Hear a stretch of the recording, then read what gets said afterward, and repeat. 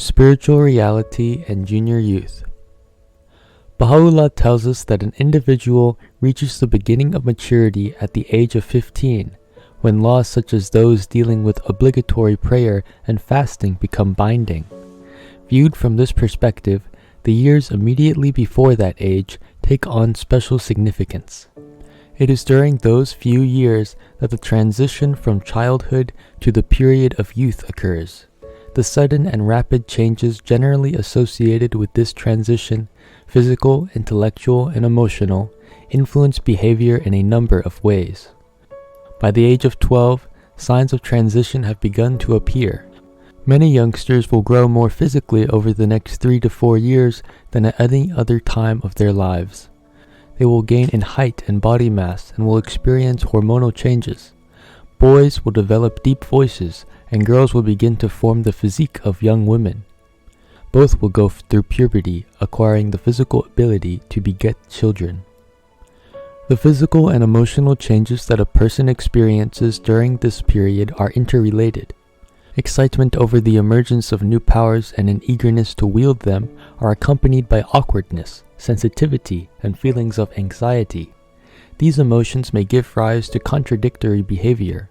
One may seem shy, yet on occasion be quite sociable, may express the desire to be left alone, yet equally welcome attention, may have incredible courage in some situations, and be rather fearful in others. Growing concern with one's own talents and abilities gradually manifests itself, as does an increased sense of awareness of one's place in the world, particularly in the context of one's relationship with both peers and adults. The way others see one's appearance and react to one's ideas takes on importance. Further, during the few years before we reach the age of 15, fundamental concepts about individual and collective life are formulated in our minds. Our power of analysis becomes stronger, and we may begin to question much of what we have been taught and to see contradictions in the world around us that has previously gone unnoticed. We are not as willing as before to follow automatically the standards set by adults. One is ever seeking answers to questions, often philosophical in nature, during this time of transition, and a new consciousness rapidly develops. If young people are to be assisted in applying fruitfully their emerging powers, it is essential to avoid treating them in ways that tend to, on the one hand, prolong their childhood, and, on the other, encourage them to imitate a version of adulthood superficial in so many of its aspects. A trend that, unfortunately, is taking root in more and more societies.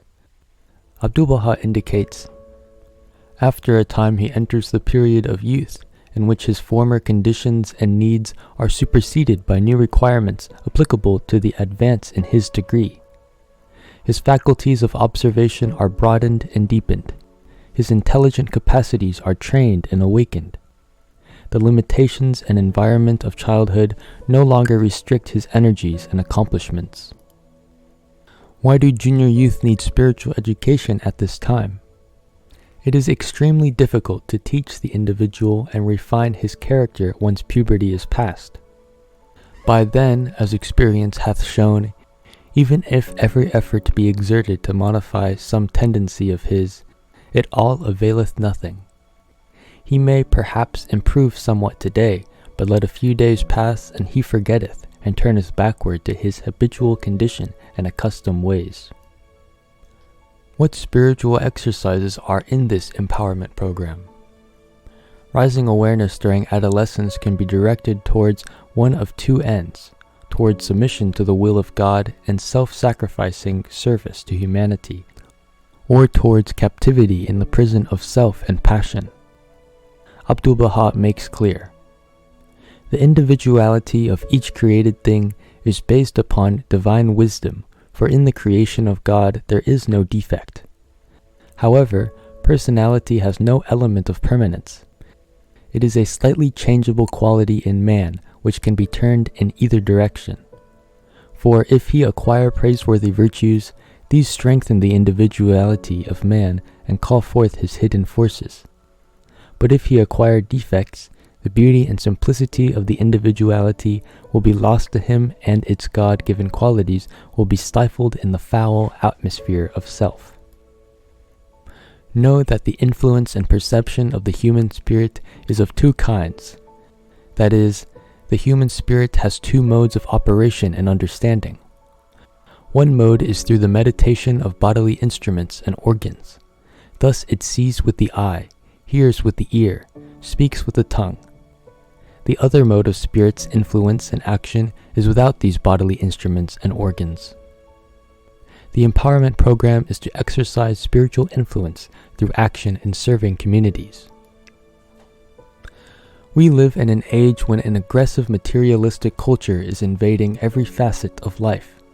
The exaggerated preoccupation with self that is woven into the fabric of this pervasive culture presents us with numerous challenges as we try to assist youth in developing their capacities. For even efforts that sincerely seek to help young people realize their potential and direct their energies towards the common good can suffer from the adverse influence of a worldview individualistic at its core. The problem is complex. Today's world system does deprive vast numbers of human beings of the fortitude required to lead purposeful lives.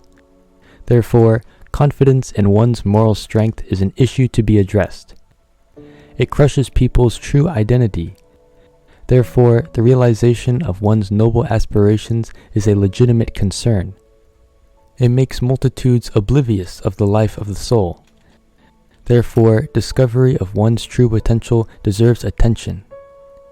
Yet, programs that emphasize the self do not necessarily remedy the situation. What frequently happens is that, in the name of self-realization, self-discovery, and self-esteem, such programs romanticize the individual and bolster the ego. Our challenge is to nurture spiritual susceptibilities in the young, that their tender hearts may be stirred by attraction to the most great beauty and turn towards the high ideals of selfless service to humanity.